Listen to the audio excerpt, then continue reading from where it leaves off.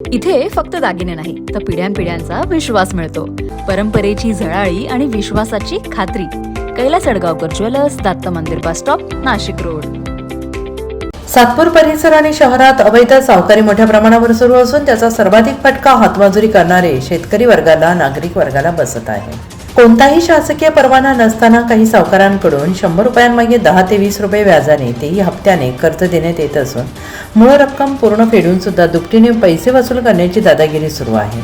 या सावकारांकडून वाढीव व्याजाची मागणी करताना कर्जदारांना शिवीगाळ, दमदाटी, साहित्य जप्ती याच्या धमक्या देण्यात येत असल्याने प्रकार उघडकीस आलेले आहेत. काही प्रकरणांमध्ये तर अपहरण करून टाकू, जीवे मारू अशा गंभीर धमक्या दिल्या जात असल्याने सातपूर परिसरातील नागरिकांमध्ये भीतीचं वातावरण पसरलं आहे. दरम्यान संबंधित सावकारांकडे महाराष्ट्र सावकारी नियम अधिनियमाअंतर्गत कोणताही परवाना नसताना खुलेआम अवैध सावकारी सुरू असल्याचा आरोप नागरिकांकडून केला जातो आहे.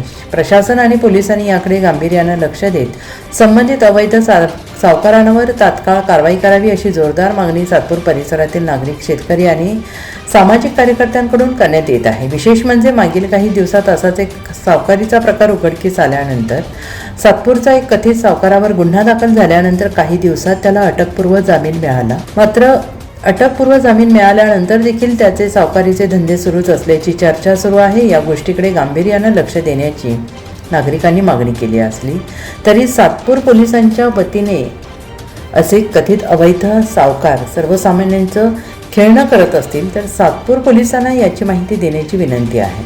तसेच कारवाई देखील करेल अशी शाश्वती दिली आहे. NCN न्यूजसाठी प्रतिनिधी सिद्धार्थ लोखंडे, सातपूर.